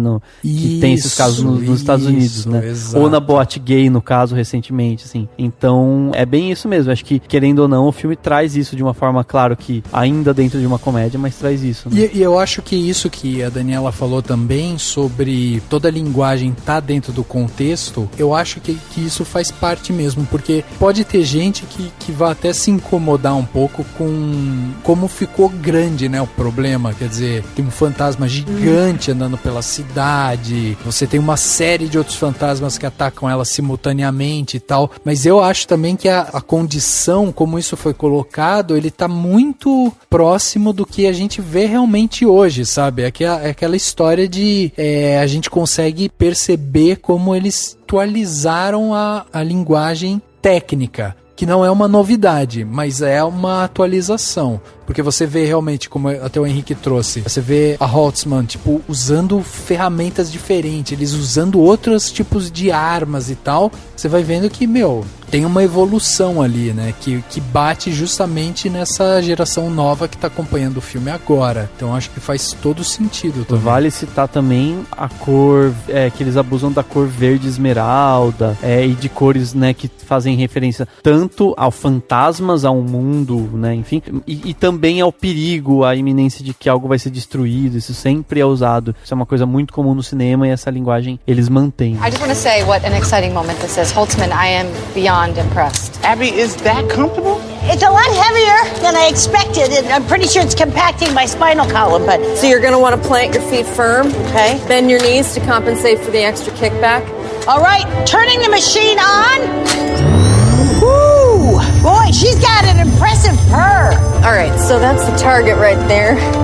Just put your thumb on that red trigger button there. Yep. And go to town. Okay. And here we go! E é legal de ver que toda a equipe usou a franquia, que é uma comédia, teoricamente despretensiosa, mas eles conseguiram colocar discussões, eles conseguiram colocar coisas que vão impactar uma parte do público, que vão falar. Então é interessante de ver que ninguém ali ficou acomodado. Ninguém ali, vamos só usar a franquia, o poder da franquia. Se eles tivessem ficado só nisso, o filme seria muito ruim. Mas não, ele diverte, a sala ria demais, até o pós-créditos tinha muita coisa bacana acontecendo ali. Durante os créditos tinham coisas fantásticas acontecendo, pra tudo. Tem o cara que quer rir, tem o cara que só quer se divertir, quer ver uns fantasmas ali, e tem o cara que, olha, eles estão falando coisas bacanas, isso é interessante, isso tá me impactando. A grande felicidade desse filme é justamente ele ter esse linguajar múltiplo, né, que ele consegue tocar várias pessoas ao mesmo tempo, e a outra questão também é justamente por ser uma comédia, né, ele não puxar tanto, porque até como o Dani lembrou, o filme de 84, ele tem um quê de comédia, mas ele passa por alguma coisa de terror. Aqui, ele até dá uns sustos, né? Ele tem situação assim que, tipo, o fantasma aparece, ele dá um grito, alguma coisa e tal, mas ele puxa muito mais pra questão do humor mesmo. Então, ele não se leva a sério em muitos momentos, eu acho isso importante pra comédia, e ele tem essa visão exagerada, realmente, ele abusa dessas fórmulas exageradas para se tornar realmente uma comédia plena, sabe? Ele não fica ali trazendo questões que você vai ficar refletindo ou coisas assim que vai te trazer muito pro drama, sabe? Não existe nenhuma situação... Isso não te leva. Ele não tem nenhuma situação pesada, a maior né? polêmica foi a própria troca de gênero das protagonistas, né? E eu não sei por que ainda tá tendo isso, sendo que o novo Star Wars, não tem dúvida, o personagem principal é uma mulher, é a Rey. O novo Mad Max, o personagem principal, pelo menos o mais importante, nem é o Max, é a Furiosa. Então é isso que o público vai ter que se acostumar. Sim, não, tem que se acostumar. E até pra complementar, vai sair o Esquadrão Suicida no mês que vem, tem até o nosso vídeo no YouTube falando, né? Uhum. Qual que é o personagem que todo mundo quer ver? A Arlequina. Não pelos motivos que levaram as pessoas a verem Furiosa, a verem Rey. É verdade. Uhum. Porque daí já sexualizaram mais a personagem, né? É isso que você quer dizer? Não, ela tem um contexto diferente, né? O contexto tá é muito diferente nesse sentido. Tem a questão da sexualidade, tem a questão do universo onde ela está inserida, que tem várias discussões e tudo mais. Mas principalmente Mad Max. Quando as pessoas entraram na sala de cinema, a grande maioria foi ali para ver o Max. A Furiosa veio uma surpresa gigantesca. Sim. Né? E a Rey, a gente sabia mais ou menos, mas o interessante de ver essas produções é que tem essas mulheres protagonistas, mas tem os homens ao redor delas, né? A gente tem o Max, a gente tem Han Solo, a gente tem Kylo Ren, blá blá blá. E em Caça-Fantasmas, a gente não vê esses homens orbitando, esses homens principais orbitando, né? Nesse universo das meninas, do Caça-Fantasmas. A gente tem o Kevin, que é o loiro burro da história, né? Então, eu acho que o impacto negativo, né? Com muitas aspas aí, pro público mais underground, se posso dizer isso, é porque não existem homens orbitando ali, dando aquele apoio, né, que é necessário para uma parte do público se achar interessante. Você diria, Daniela, que na questão assim de Mad Max, próprio Star Wars, a gente está falando de personagens que estão recebendo, entre aspas, né, um bastão daqueles que seriam os protagonistas, quer dizer, existe ali uma passagem, sabe, de protagonismo, que você precisa do homem, você precisa da mulher ali para passar, e em Caça-Fantasmas ele se torna mais feliz, mais relevante e tal, porque não existe essa passagem de bastão, você já consolida a personagem por si só. Justamente, e isso é super forte e é uma mensagem muito, muito incrível. Cada produção que a gente está citando aqui é incrível por si só. Mad Max foi uma das coisas mais emocionantes da minha vida como cinéfila. Porque eu não sabia, eu entrei na sala de cinema apostando no Max, eu nem sabia do Furiosa. E isso foi uma experiência muito parecida com Detona Ralph, da Disney. Eu entrei na sala de cinema achando que era um desenho sobre videogames. E eu fui no cinema por causa do meu marido. Eu nem fui porque eu queria ver o desenho. Porque o meu marido é muito fã de games e ele queria ver. Quando eu entrei na sala de cinema, que aí apareceu aquela menininha, que é a Vanellope. Que é dublada pela Mary Moon, né? Na nossa versão. Olha, eu não tenho nem como descrever quando aquela menininha tem um carro e aquela menininha, aquela personagemzinha, é de um game de corridas, e quando ela senta no carrinho dela e ela diz assim, eu nasci pra isso. E ela tá aprendendo a trocar as marchas de um carro, né? Que é o carrinho de corrida dela. Gente, aquilo ali é um negócio que não tem como descrever. Mas é a surpresa, é a coisa de uma mulher também pode. Todos nós somos seres humanos, é tudo gente no final das contas, né? Mas a partir do momento, sim, os personagens masculinos, os homens, eles podem passar o bastão? Claro que podem, a gente pode trabalhar junto, em qualquer lugar, com qualquer trabalho, em qualquer espaço. Mas Caça-Fantasmas tem essa coisa transgressora mesmo, de virar e falar, nós estamos aqui sim nesse universo, mas agora a gente está trabalhando com esses outros personagens como protagonistas. Ah, elas são mulheres? Não, obrigada, são mulheres. Então a Rey, por exemplo, em Star Wars, ninguém tá passando bastão ali pra ela tá trabalhando em equipe, né, os Jedi e blá blá blá, ela tá trabalhando em equipe. E eu vi alguns comentários na internet, principalmente na cena da Millennium Falcon, onde ela pega a sucata e começa a pilotar a sucata logo no início. Desde os 7 anos eu espero que uma mulher pilote aquela nave. Então, assim, quando aquilo aconteceu no cinema, eu fugi de todos os spoilers. Eu sou uma caçadora de spoilers. Eu adoro ver muita coisa antes de entrar no cinema. Mas de Star Wars eu não fiz isso, e foi uma das melhores coisas da vida. E quando ela entra naquela nave, juro, eu gastei o pacotinho de lenços de papel, porque aquilo foi incrível demais, ela fazendo drift com a nave, fazendo aquelas manobras. Mano, eu esperei 30 anos de vida pra ver uma mulher fazer aquilo. Sensacional. E um negócio que eu até anotei aqui no papel pra não esquecer, né? Porque, enfim.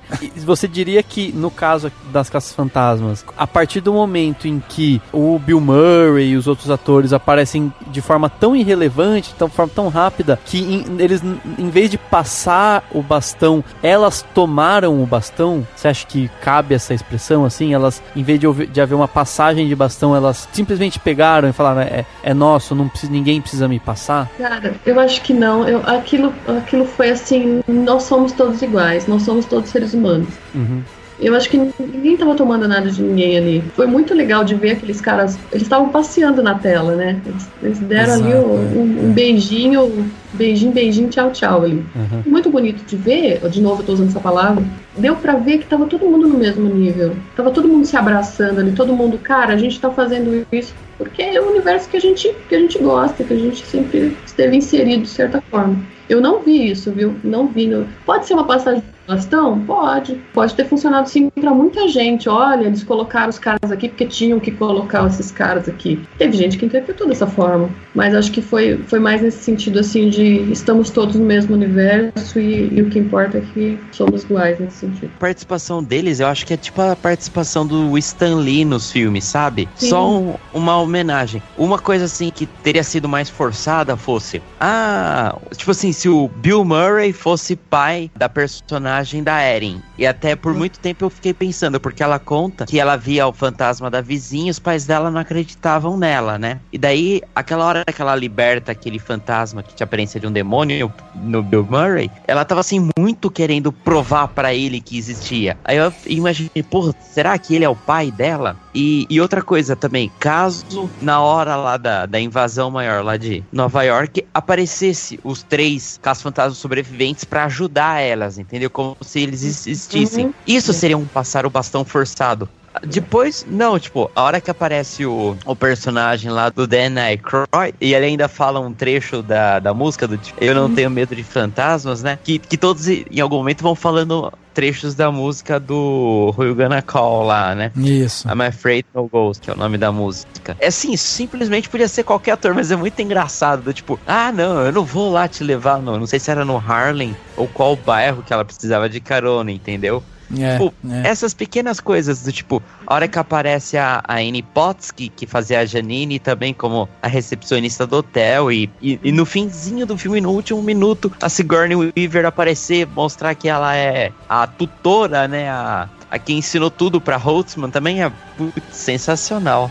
É uma homenagem mesmo. Então, eu acho que isso que é o mais fantástico em tudo isso, né, que a gente tá falando aqui, é que é justamente essa sensibilidade dessa homenagem. Inclusive porque, diferente até dessa comparação que o Henrique fez com Stan Lee, esses personagens estão claros que eles só vão aparecer agora, que se as Caça-Fantasmas virarem uma franquia como está se desenhando ser, né, eles não aparecem mais, porque são 3 personagens que apareceram, eu tô falando dos 3 principais, né, que eram os ex-caça-fantasmas, né, do Bill Murray, do Dan Aykroyd e do Ernie Hudson, que eles não aparecem mais. O personagem do Bill Murray nesse filme morreu. O personagem do Dan Aykroyd era um taxista qualquer, entendeu? O do Ernie Hudson, que tem uma relação de parentesco com uma das personagens, com a Patty, né?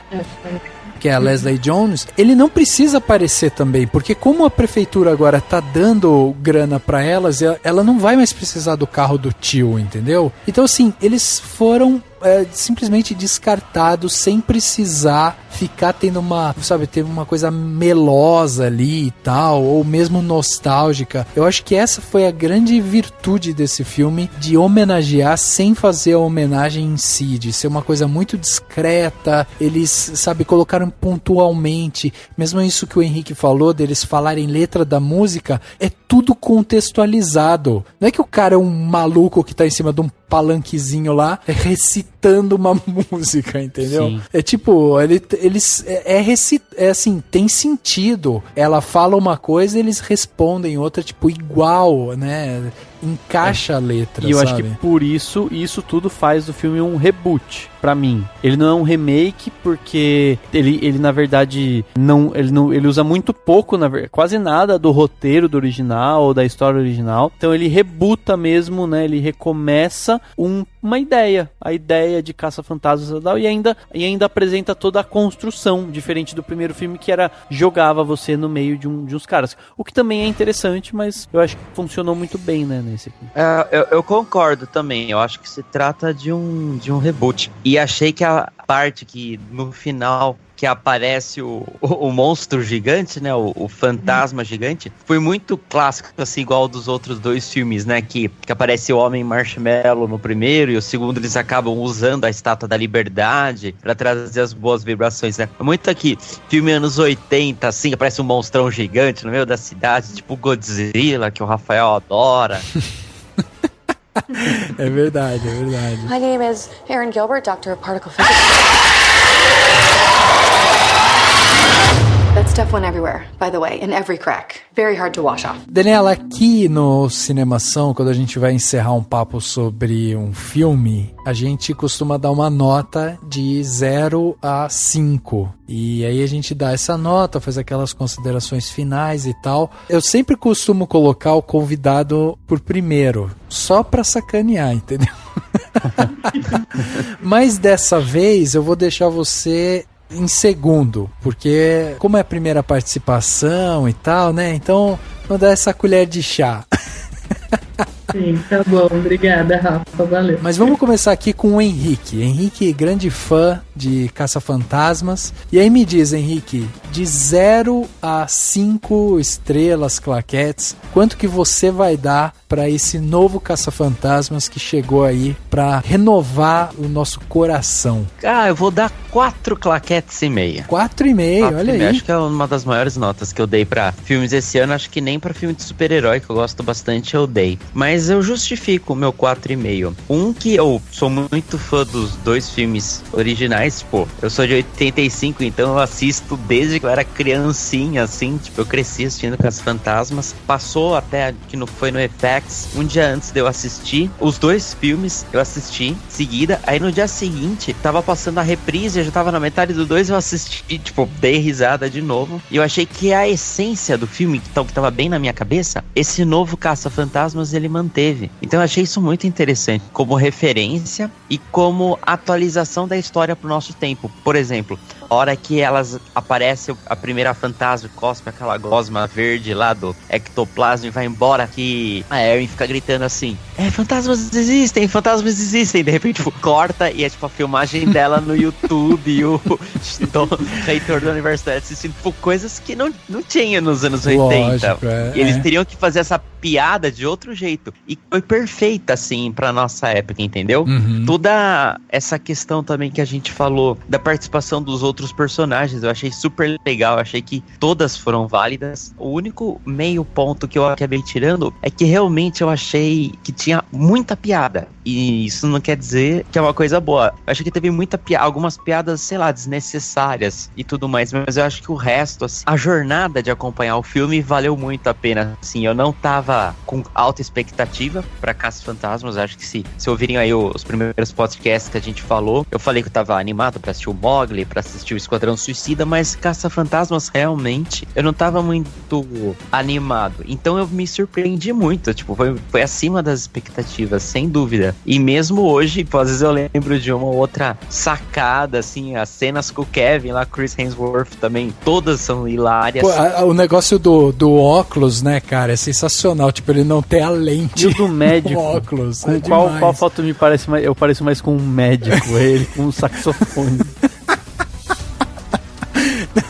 Não, e aí eu tocando o saxofone ou eu escutando o saxofone. Ou ouvindo.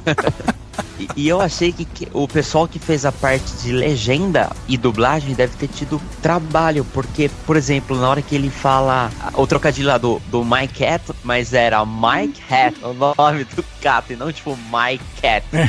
E depois eles também falam que o coelho saiu da cartola, e escrevia na legenda. A expressão em inglês acho que é The Cat in the Hat, algo assim. Uhum. Aí eu ouvia, daí eu via a tradução pra nossa expressão, né, do coelho sair da cartola. Uhum. Sim, e eles falam em inglês, o gato saiu do chapéu também, da cartola, mas do hat, né, mais como chapéu mesmo.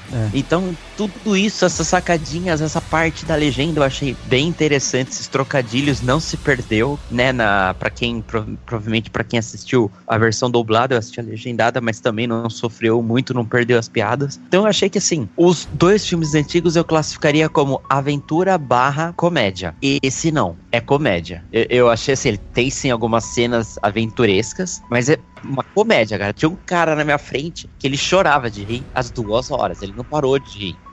Então, esse tipo de emoção, assim, que acho que falta um filme totalmente despretensioso. Sim, então, sim. 4 claquetes aí, sem medo de ser feliz. Legal, cara, muito bom. Daniela, agora não tem como fugir, você vai ter que dar uma nota, classificar, mais ou menos, né? Afinal de contas é só pra exemplificar o quanto você gostou ou não gostou do filme. Então diz pra gente, de 0 a 5, quanto que você vai dar pra Caça-Fantasmas? Eu não tô copiando você, Henrique. Eu na nota quando o Rafael começou a falar, mas eu vou mudar um pouquinho. Eu vou dar 4 Cadillacs e meio pro filme. Muito bom, muito bom. O meio, é claro, por causa do Cadillac, né? Não pode jogar o Cadillac no buraco, gente. Não pode destruir as coisas assim. Não pode. Aquilo lá é um V8, não pode. 1959, assim, não pode. Enfim. Ainda bem que não mostrou o Cadillac, se arrebentando no chão, né? Ele só voou, só. Senão tinha que chamar uma ambulância pra mim, não só pros meninos.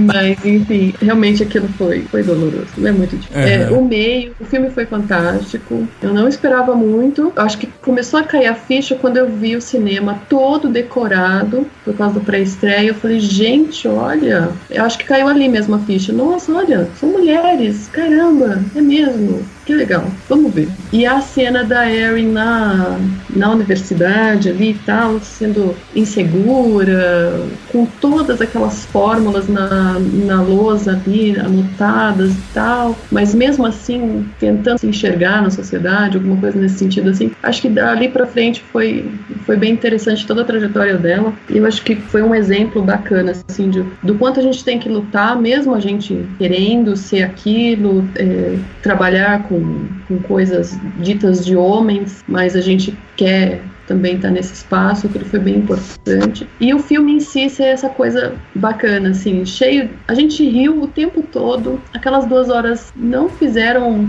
a menor diferença, assim, parecia... A gente podia ter ficado a tarde inteira ali assistindo o filme, seria fantástico. Exato. E ter essa experiência de, sim, eles estão contando uma história que a gente já conhece, mas eles estão trazendo de forma super inteligente, super atual. Então, o 4 é por tudo isso, e o meio... Realmente, né, não dá, né, gente? É um Cadillac, não pode fazer isso. É isso aí, fica a mágoa, né? Ficou. Machucou o coração também. Dani, vamos lá, sua nota para Caça-Fantasmas, classificando mais uma vez um filme do jeito que você gosta, hein? Não, então, cara, eu pensei vai ser esse mesmo parecendo cópia, mas não é, eu anotei aqui antes. 4,5 também. Olha, eu vou dar. Aí, cara, que é isso? Unanimidade hoje? Não, cara, eu achei que foi muito bom pro que ele se propõe. O filme sabe assim, tem falhas de roteiro, alguns momentos, talvez, mas a partir do momento em que ele é totalmente, sabe assim, bobagem, no bom sentido, né, mas no sentido de simplesmente uma comédia despretensiosa, ele se permite até a isso, até a questões do roteiro, ele se permite que você suma com um personagem que aparece do nada e depois some, sabe, que nem o Bill Murray, por exemplo, que é jogado e simplesmente não aparece mais. Ele permite que, por exemplo, elas são no meio da... Bill Murray. Isso. Tem coisa assim, tipo, elas estão no meio da rua, lutando contra aquele portal aberto. Quando tudo volta ao normal, elas estão no prédio, né? É uma coisa meio maluca. E tá todo mundo deitadinho lá, destruiu tudo, mas os caras que ficaram, né, os policiais todos que foram, tipo, dormiram, eles estão lá, né? Então, mas o filme permite esse tipo de coisa, todo o tom dele permite que isso aconteça, então isso não é um problema no meu ponto de vista. Todo mundo tá ótimo, tem a questão que a gente discutiu ao longo de todo o podcast, tipo, são mulheres muito fodas, tem várias nuances de crítica a várias coisas, inclusive a questão social e tal, então tem essas nuances que você consegue pegar se você refletir sobre o filme, mas se você simplesmente vai pra se divertir, você se diverte. E ainda tem uma outra coisa, só pra finalizar, que eu acho que é importante, que na verdade eu não vi. Na verdade, porque eu vi o filme em 2D. Mas como diria Silvio Santos, as minhas filhas viram e adoraram. Que foi a questão do 3D mesmo, assim.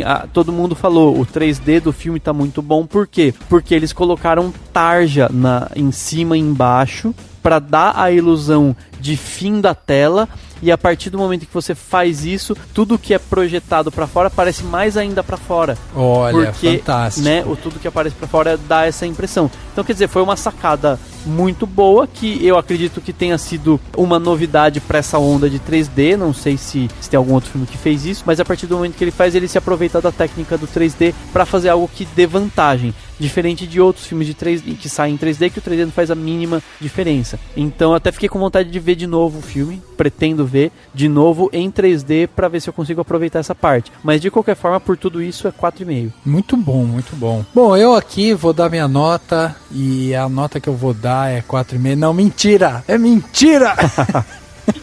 Rafa sempre dá nota mais baixa. 5,5. Não, eu vou confessar pra vocês, eu vim pronto pra dar 3,5 pra esse filme. porque ele tinha uma série de coisas que tinham me incomodado, não em relação a todas as simbologias, a representatividade e tal, não em relação a isso. Em relação à construção mesmo, a estrutura, roteiro, algumas falhas que eu vi, principalmente em relação ao vilão que me incomodou. Porém, aqui, durante a nossa conversa, eu senti aqui a emoção da Daniela e isso realmente me fez elevar minha nota. Principalmente quando ela... quando você relatou aí a sua emoção de ver uma mulher dirigindo o carro dos caça-fantasmas. O bom rabecão. O bom rabecão. Quando você falou também sobre uma mulher tá pilotando lá a Millennium Falcon. Então, tipo, tudo isso me fez aumentar mais a minha nota, principalmente em relação à questão de representatividade. Eu tiro 1 ponto do filme justamente por conta das questões de roteiro que eu já achava que tinham falhado em termos de estrutura de história mesmo. Então eu achei que o vilão ele podia ter sido melhor bem trabalhado, mas eu entendo a sensação de ser uma coisa meio vazia, inclusive para dar essa coisa que ele aparece do nada e ele tem essa agressividade do nada e tal, como a gente falou aqui. E assim, eu acho que a personagem da Erin, ela vai perdendo força ao decorrer do filme, não senti nela a grande cientista, a grande professora que ela se diz ser. Então eu acho que nesse sentido eu tiro 1 ponto do filme. Dou 4 pro filme, acho que é um ótimo filme. E pra finalizar, que eu gostaria de ressaltar aqui, é a trilha sonora. Fazia muito tempo que eu não via um filme e falava, puta merda, aquela trilha. E aí a trilha me trouxe muito sentimento dos anos 80, 90, que era essa música emblemática dos caça-fantasmas, sabe? Que parece que ela tava adormecida. Diferente de, por exemplo, a música de Star Wars, que ela sobreviveu, inclusive porque temos aí, né, 6, 7 filmes agora que fica lá relembrando a música pra você. Caça-Fantasmas teve 2 filmes, teve jogo, teve desenho, teve outras coisas, mas a música é tão emblemática quanto pra mim, porque remete muito à minha infância. O autor da música é o Elmer Bernstein, que é um cara que já escreveu vários outros... Escrevia, porque ele morreu já em 2004, mas ele era um compositor americano de trilhas, ganhou Oscar, ele é um cara, que foi um cara bem marcante pro cinema, e a trilha desse novo filme caiu na mão do Theodore Shapiro, que é um cara que também tá indo por esse caminho de trilhas pro cinema, que inclusive tem aí já na sua obra recente, ele fez O Diabo Veste Prada, Trovão Tropical, de 2008, e ele fez também A Vida Secreta de Walter Mitty, que é um filme que também tem uma trilha sonora muito boa. Então o filme vou dar mais crédito pro filme, né? O meu ponto dentro dos 4 tá justamente essa parte de trilha, porque eu acho que o Theodore foi muito respeitoso com a trilha original e ele traz uma nova roupagem para essa caça-fantasmas que funciona muito bem. Pra mim a nota é 4. E aí, somando aqui as nossas notas, né? 4,5 da Daniela, do Dani, do Henrique e os meus 4, o filme fica carimbado com 4,38. Não deu 4,5. Mas tá bom. Tá bom. Ficou uma ótima nota. Inclusive, eu quero ressaltar mais uma coisa, que é justamente essa questão da expectativa, que a gente tava falando aqui, né? O Henrique falou, era um filme que eu não dava muito, não tava esperando que ia ser muita coisa. A Daniela também falou isso e tal. E eu acho que uma das questões é justamente porque o filme, ele meio que foi montado, vamos colocar entre aspas, né? Mas às pressas. Porque o projeto original era outro. E geralmente quando você tem um projeto que ele é interrompido no meio, que ele começa e para e depois volta e tal, a gente vê várias obras sendo desastrosas nesse sentido. E aqui em Caça-Fantasmas a gente vê que o elenco se uniu muito bem, né? O Paul Feig junto com a Melissa McCarthy e a Kristen Wiig, eles todos se reuniram ali, foram o peso do filme, colocaram peso ali e falaram, não, vamos fazer uma obra que vai homenagear o que já foi feito e vai recontar essa história, reconstruindo essa marca. Então eu achei que foi muito bem feito, então de parabéns. É um filme que ainda está nos cinemas. Se você ainda não assistiu, vai assistir, porque pro Cinemação da 4.38 é uma nota que, sabe, é muito bem vista aqui por nós. Então vai lá no cinema, assista As Caça-Fantasmas.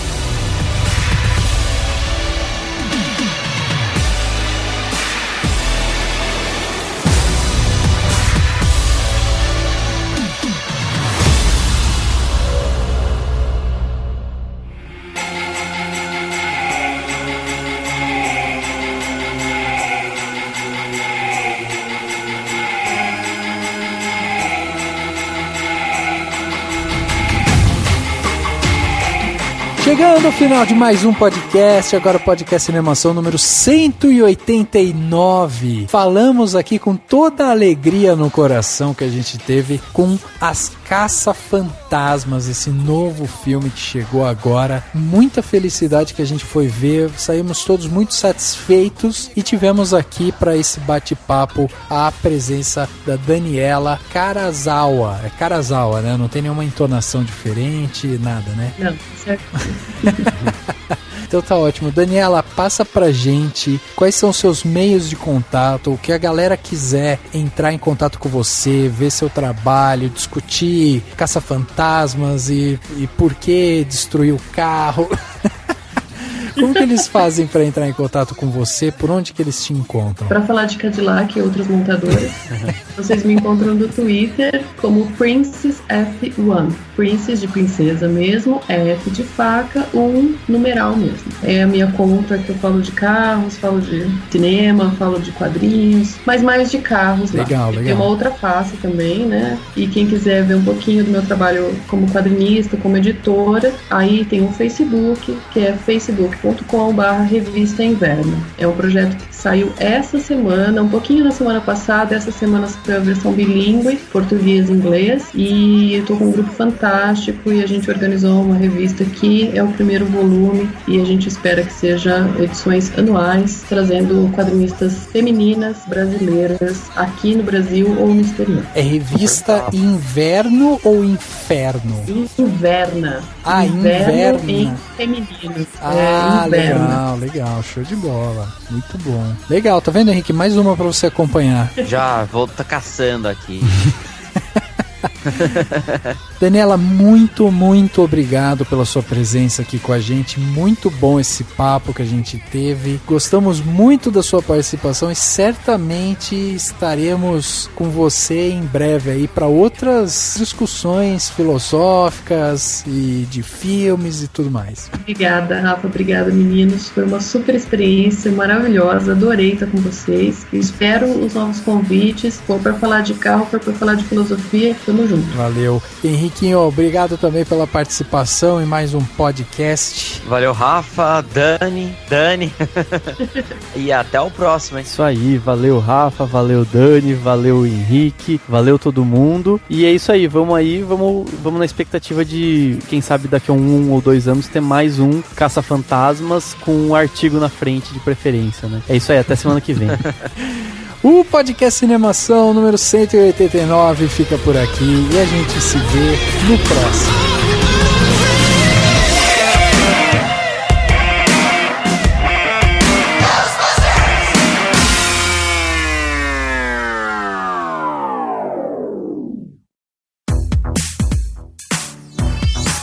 Esse podcast foi editado pela Isso Aí Design. Tudo isso é forma com função. É design estratégico. É isso aí.